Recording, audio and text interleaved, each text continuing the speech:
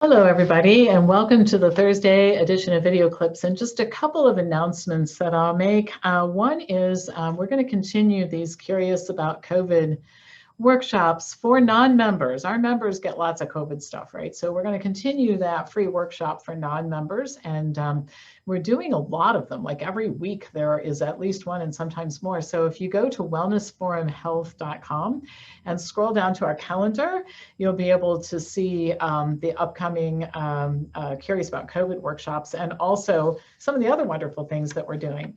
We've also posted our registration form and conference flyer for this fall, where Dr. Scott Atlas will be our special guest speaker.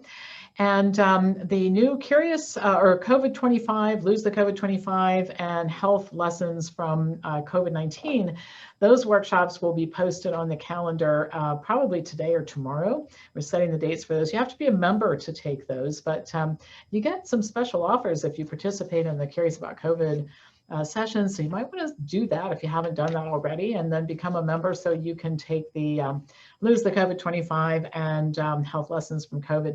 And remember, summer semester at the Institute career training starts in June. That's not all that far off, believe it or not. It's going to be summertime again. And so if you're interested in, for example, the diet and lifestyle intervention course, which is a great overview course that covers women's health, men's health, children's health, autoimmune diseases, gastroenterology, cancer, I mean, just a broad, a broad spectrum of topics. Send me an email at pampopper@msn.com. We can talk about careers. I'm happy to send you a catalog as well. So let's get into today's topic. So Hermann Hesse, I don't know if you've heard of Hermann Hesse. He was a German-born Swiss poet, novelist, and painter. His best-known works include Demian, Steppenwolf, Siddhartha, and The Glass Bead Game, each of which explores an individual's search for authenticity, self-knowledge, and spirituality. In 1946, he received the Nobel Prize in Literature. One of the statements that he said that was kind of famous, I think, and I like it, I think it's something to think about. Some of us think holding on makes us strong, but sometimes it's letting go that makes us strong. Well, here's how I relate that to today. I think one of the major causes of angst these days is that every step in the COVID process seems to lead to another round of disconnections, and disconnections are painful. First, I think it's important to realize that it's real normal to be sad about the end of any relationship for any reason. I mean, I still feel sadness about the disconnection that happened with my parents many years ago. I'm sad that I don't have a relationship with my sister, a break that happened a long time ago. I'm sad that there are conferences I'm never going to attend again, and people who I may never speak to again in my field, that, recent disconnections. This may sound strange, but over the years, we've had a couple of people who stole quite a bit of money from us. And when I found out about it, I was angry and sad, and sad because what I thought was a good relationship had to end under very bad circumstances. So the point is that sadness is the right response to leaving something behind, even when there's no other choice, even when somebody breaches your trust, or when someone is disrespectful of your point of view. Having appropriate emotional responses is a good thing, not a bad thing. Painful thing sometimes, but it's a good thing. What's not good is hanging on to relationships that aren't healthy because you think you must and because you want to avoid the pain of letting them go. When you do this, you perpetuate the pain you're trying to avoid. It's like having an open wound and insisting on continuing to pick at the sore. It doesn't get better. I used to do this. I've shared a lot about my life in these situations. I used to do this with boyfriends. Coming from my background, it's not surprising that I picked a lot of the wrong people to date. At this time, since I'm a little or maybe a lot older and hopefully a little wiser, I'm not making any judgments about the people. That's not really the point, only their appropriateness as a partner for me.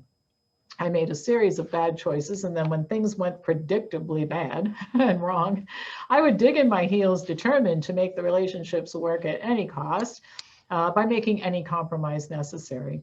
I look back at the things I tolerated and I can't fathom making those compromises now. I just simply wouldn't do it. Back then, however, I had created an endless cycle of feeling insecure about myself, perpetuating relationships that weren't good for me, and then feeling worse about myself while I allowed somebody to treat me not so well, which made me feel worse about myself and even more determined to make it work because I thought that's what would make me feel better. And I think you know where this is going. This is just a path to nowhere. Obviously, you can't feel better while you're compromising your beliefs and your thoughts and yourself and everything else. And I don't think I'm the only person who's experienced this. I would imagine anybody over the age of 5 in this group probably has experienced it too. Well, looking back, I wasted a lot of time doing this, not because I enjoyed how uncomfortable it was, but because I really didn't know at the time the good feelings that can result for standing up for yourself and disconnecting from unhealthy people, places, and things.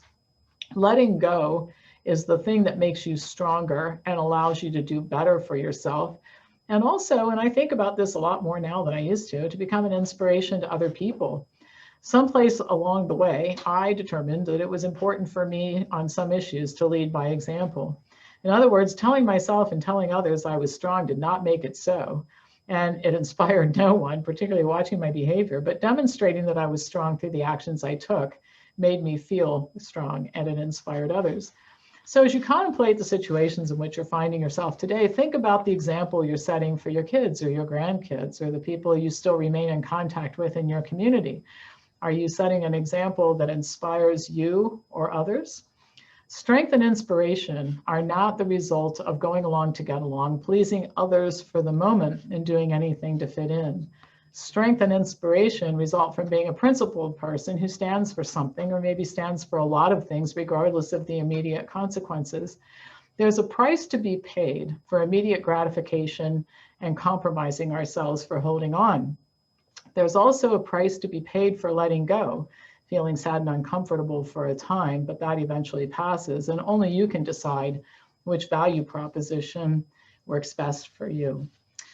All right, once again, pass this on to anybody who you think would enjoy hearing a different perspective about what's going on today. I will be back to you tomorrow with more news on a different platform. And if you're not getting the Wednesday, Friday videos in my newsletter, please send me an email at pampopper@msn.com. Thank you so much for watching.